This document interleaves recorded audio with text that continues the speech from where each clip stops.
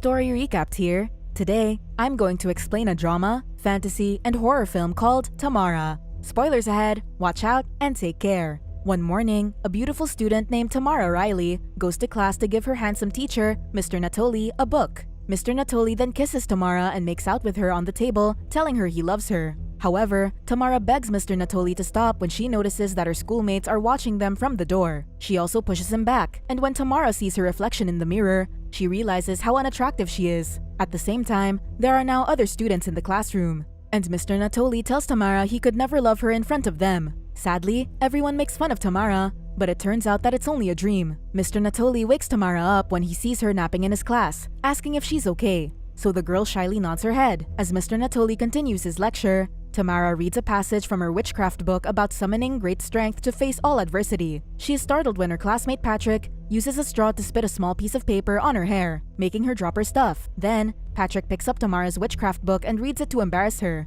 but Mr. Natoli takes it from him and tells him to sit. Mr. Natoli returns the book to Tamara just as the bell rings, and before the girl leaves, he tells her he's got some great news for her. Mr. Natoli gives his star pupil the article she wrote, which has been published in the school paper. He also tells her she's impressed him with her intelligence and passion, but Tamara doesn't even look happy. In the locker room, Keisha throws her towel at Tamara for writing the article about the athletes. Then, a nice girl, Chloe, defends Tamara, sending Keisha and her friends away before comforting the poor girl. Afterward, the school athletes, Patrick and Sean, chase Tamara to get back at her for writing an offensive article about them. But Tamara goes into Mr. Natoli's classroom, forcing Patrick and Sean to quickly leave. At the same time, Tamara stops the teacher from talking to the athletes. So Mr. Natoli says it's not her fault that it was revealed that some of the boys were using substances. He tells Tamara that the administration is responsible for it, reminding her she can always come to him if someone bothers her. Mr. Natoli also apologizes to Tamara for submitting her article to the school paper, but Tamara is worried since she's made many people mad.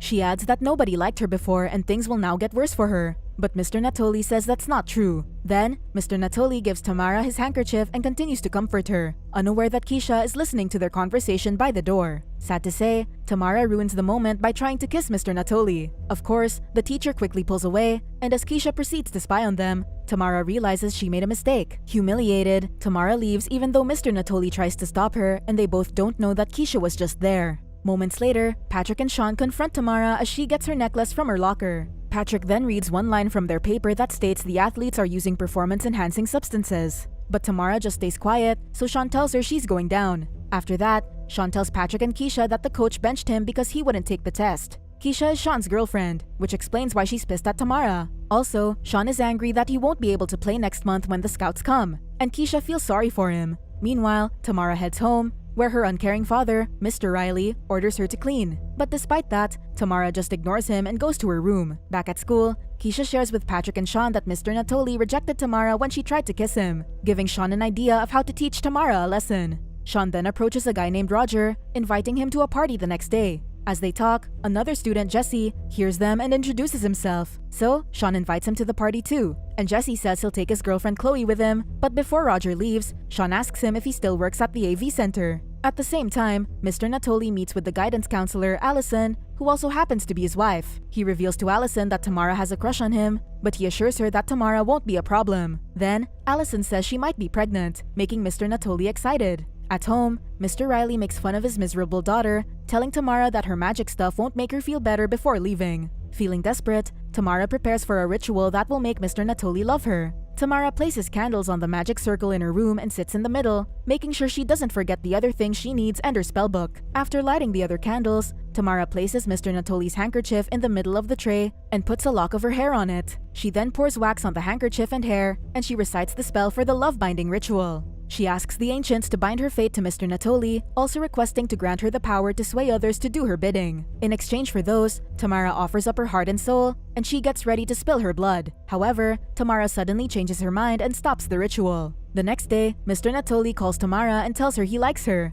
Mr. Natoli asks Tamara to meet him at 9:30 p.m. at the Capri Motel, room 39, and although Tamara is hesitant, she eventually agrees. She thinks that her spell worked, but as it turns out, Tamara just talked to Sean, who impersonated the teacher. That night, Sean instructs Patrick to get 2 rooms for them at the Capri Motel. Roger wonders why they need 2 rooms, but Sean just asks for his help unloading the video gear. Concurrently, Tamara tears the love-binding ritual page from her spellbook and kisses it. After a while, Jesse and Chloe arrive at the Capri Motel. Sean is fixing the video gear and TV, and Jesse can't wait to join them in drinking. Then, Keisha gives Chloe a glass of wine as she apologizes for what happened in the locker room. It isn't long before Sean checks his phone and goes to the other room, where he sets up a hidden camera and puts some flowers on the bed. When Tamara shows up at the motel, she hears the water running in the bathroom and assumes Mr. Natoli is there. She also sees the note that Sean left for her, thinking it's from her teacher. In the other room, the others start watching TV, which shows Tamara in room 39. Roger, Jesse, and Chloe are unaware that the girl is Tamara,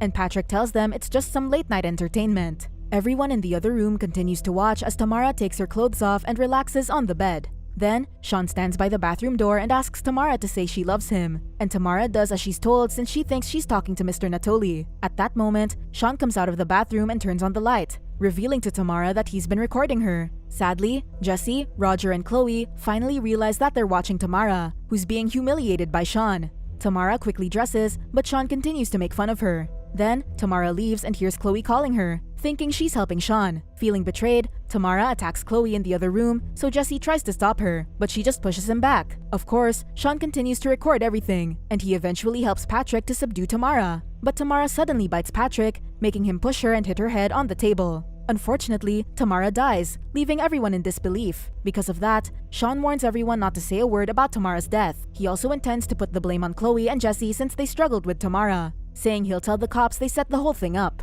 Sean is confident that the authorities will believe him, and to make things worse, Jesse says the cops will find his skin and Chloe's under Tamara's nails since she scratched them. At the same time, Sean reminds Chloe that he has a videotape to back up his story, forcing her to keep her mouth shut. Afterward, they bury Tamara's body in the woods. Then, she suddenly disappears from the grave, but she soon shows up and rips Sean's throat. As everyone runs, Tamara attacks Patrick next and breaks his neck. Chloe can only watch as Patrick dies, but she soon wakes up and realizes she just had a nightmare. Chloe also notices the bruise she got from Tamara, crying as she thinks about what happened. At school, Chloe asks Mr. Natoli if she can go to the ladies' room. However, she doesn't expect Tamara to show up looking beautiful and well. It's also noticeable that Tamara's personality has changed as she takes a seat, for she is now fearless and uncaring. Then, Tamara asks Jesse if something's wrong, but the guy can't even look at her. The students leave once the class is over, but Tamara stays behind to apologize to Mr. Natoli for trying to kiss him. She also assures the teacher she's okay now, adding that she's perfect. In another room,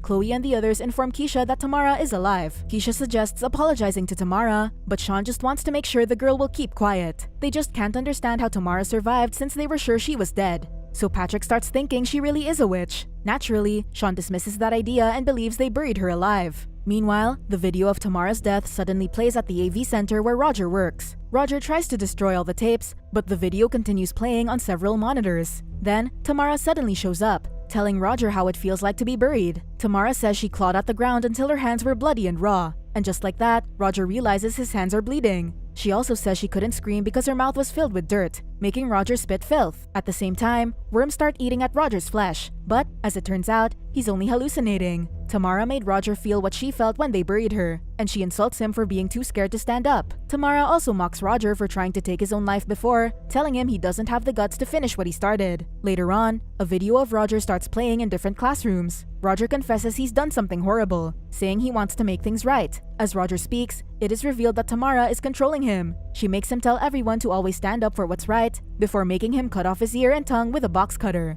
Mr. Natoli desperately tries to stop Roger from outside the recording room, but the student eventually stabs his eye. Sadly, despite breaking the glass window to get inside the recording room, Mr. Natoli gets to Roger a little too late. After class, everyone involved in Tamara's accident discusses why Roger killed himself. Then, Tamara shows up and thanks them for turning her into a confident girl. Chloe and the others try to explain themselves, but Chloe makes it clear she regrets what happened to Tamara. Unfortunately, Tamara doesn't tell them what she really wants and just walks away, leaving them worried. Afterward, they go to Tamara's grave in the woods to find out how Tamara survived. Chloe realizes that Tamara dug herself out, and she gets scared when she sees a vision of Tamara's corpse getting up. So, Jesse assures her it's okay. But when Chloe finds the torn page from Tamara's spellbook, it dawns on her that they're missing something. That night, Mr. Natoli finds Tamara in his house. Tamara says she needs someone to talk to, but when the teacher says Allison is at school, Tamara insists she'll wait. Tamara also tries using her charm on Mr. Natoli, asking him if he likes her new look. Sad to say, Mr. Natoli admits he liked Tamara the way she was, so Tamara says she's changed before kissing him. Seconds later, Mr. Natoli asks Tamara to stop and says he loves Allison.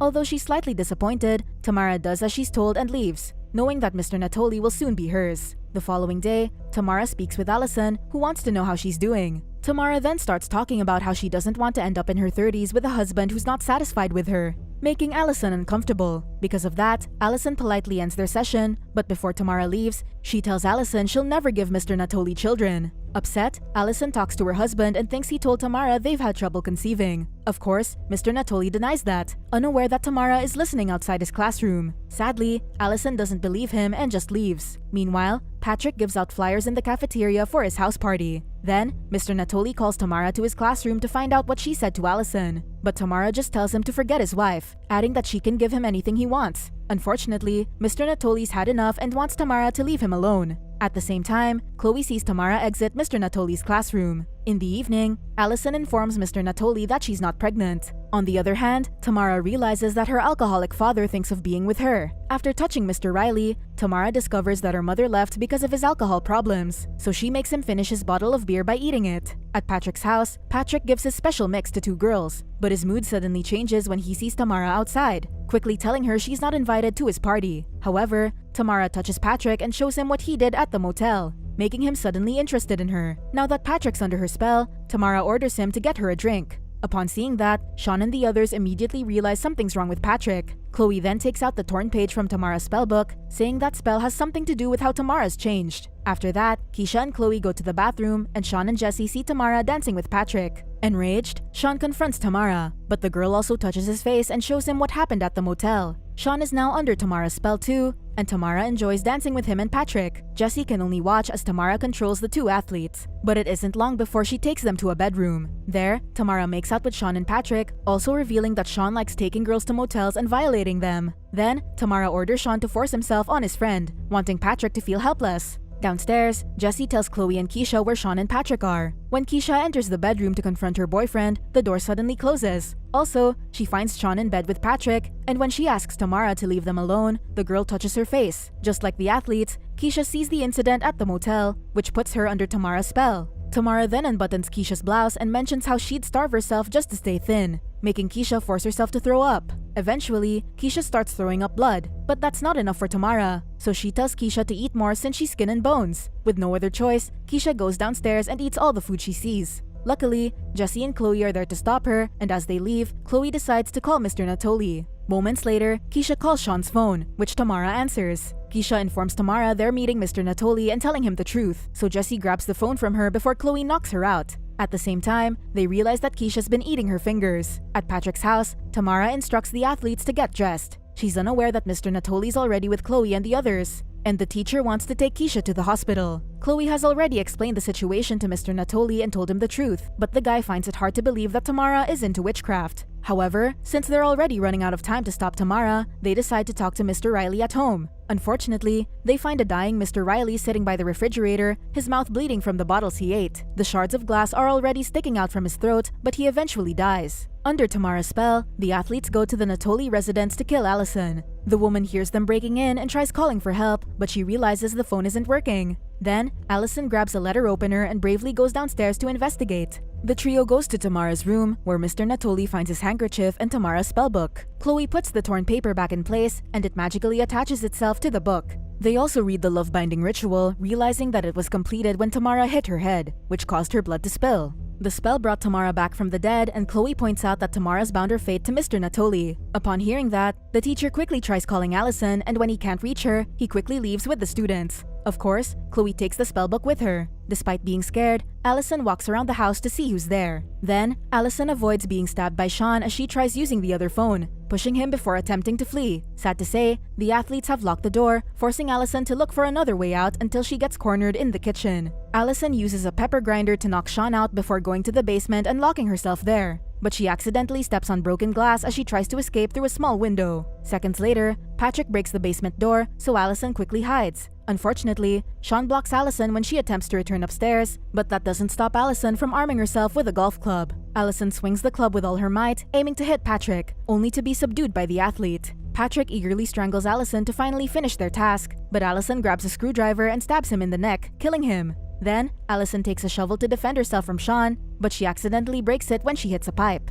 Enraged, Sean tries to attack Allison, so Allison uses the broken shovel handle to stab him. Allison then quickly heads upstairs, where she finds 2 police officers who were called by Mr. Natoli. One of them goes to the basement to check the situation, while Allison breaks down in front of the other. Meanwhile, Mr. Natoli and the students arrive at the hospital. After taking Keisha to the emergency room, Mr. Natoli asks the receptionist where Allison's room is. Allison was taken there after the incident at their house, and as Mr. Natoli goes to his wife's room, an officer stops Chloe and Jesse from coming with him. Concurrently, Tamara controls a cop at the Natoli residence and asks where Allison is. Afterward, Mr. Natoli finally reunites with his wife and explains the situation to her. Then, Tamara shows up at the hospital, and when Mr. Natoli hears the officer guarding Allison's room talking to someone, he checks what's going on. Mr. Natoli sees Tamara controlling the officer, so he flees with Allison. At the same time, Keisha, who's still under Tamara's spell, attacks Chloe and Jesse with a scalpel. Jesse and Chloe hide in the cafeteria kitchen, and after arming themselves with a meat tenderizer and a pan, the two decide to hide. Keisha then takes a knife and looks for the two,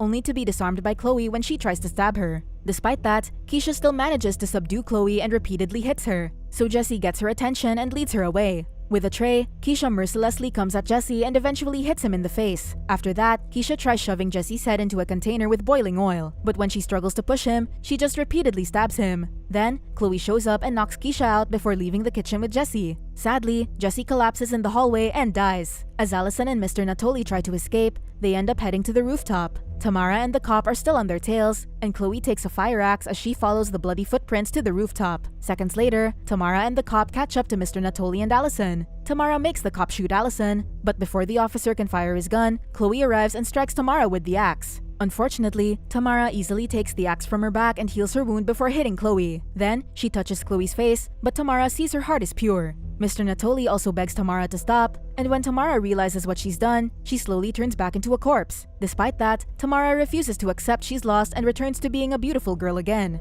saying their fates are bound together for as long as Mr. Natoli lives. Because of that, it dawns on Mr. Natoli that he must make a sacrifice, so he tells Allison he loves her one last time before kissing Tamara. Then, Mr. Natoli grabs Tamara and jumps off the rooftop, dying with the girl who used to be a kind person. Later on, Allison and Chloe receive medical treatment as the cops arrive at the crime scene, unaware that Keisha has taken Tamara's spellbook from the Jeep.